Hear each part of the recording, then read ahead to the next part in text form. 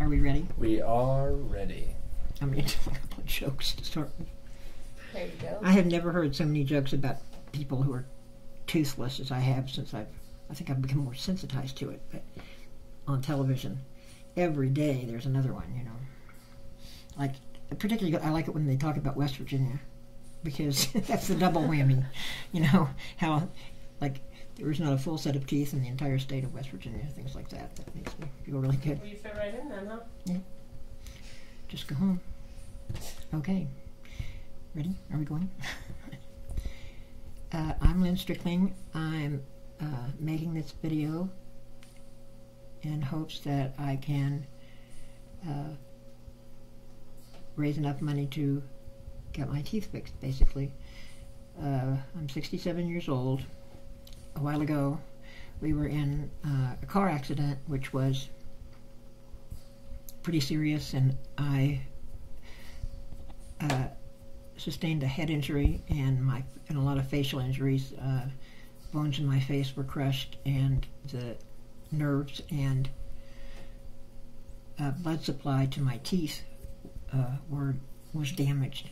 Were damaged? Anyway, there isn't enough blood and nerve impulses to go to my teeth anymore. So, about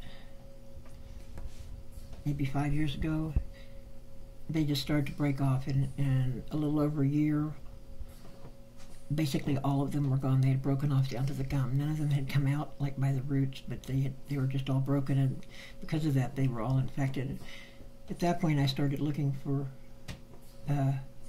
ways to get them fixed, and found out that insurance doesn't cover anything, and I just spent a lot of time going to various dentists, trying to get some help or a break in the price, going to every agency I could think of, Boulder and Denver, trying to get some help, but I was not successful.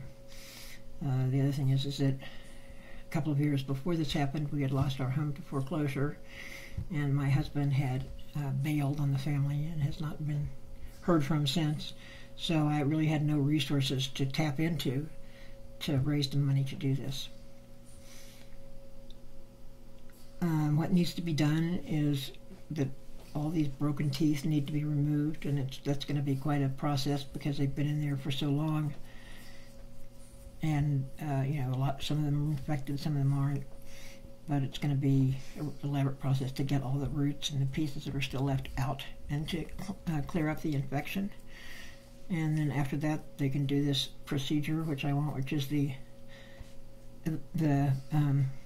least expensive, the first level of implant work, which involves it's a process called all-on-4 or all-on-6, and they plant however many implants they need, either 4 or 6 in the upper and lower jaw, and then they attach permanent dentures to the implant so you don't have to take them out every night, and they don't fall out, and they don't get seeds under them, and they don't do all the other things. They don't need to be refitted every year like dentures do, and they're just in general much more conducive to a regular life.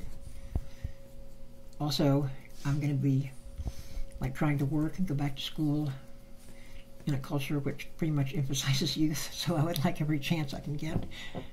Having teeth would be a big help. I can't think of what I forget. And then what will this surgery allow you to? Oh, well, yeah, my hip. About in the middle of this process, I found out that I needed to have my hip replaced, and I can't have it done until the teeth are all fixed because of the danger of infection. The danger of infection exists now, but if I have an implanted joint and then they start stirring things up in my mouth, it's almost a certainty that a bacteria would colonize the artificial joint, and that would be an infection that I could never get rid of the rest of my life, and they'd probably have to take the implant out, and I wouldn't be able to walk at all. So I've seen 3 different orthopedists, all of whom are absolutely adamant that my teeth, all the dental work that I need to get done, major dental work, has to be done before they can replace the hip. The other thing that will happen is that it's pretty certain that I will eventually develop a severe infection, which will affect my heart, because that's sort of the natural course of dental bacteria. And it's pretty much, unless you can either get, as my doctor said, the insurance will pay for the heart transplant, but they won't pay for the dental work you need to avoid having to have a heart transplant. But, you know, it's pretty much of a death sentence to just leave them in here the way they are now. I'm not looking forward to that. And did I mention that I'd already been in the hospital? I just was in the hospital a couple of weeks ago with a somewhat lower level of infection, at least not one that was going to kill me, one they could treat with antibiotics, just systemic infection.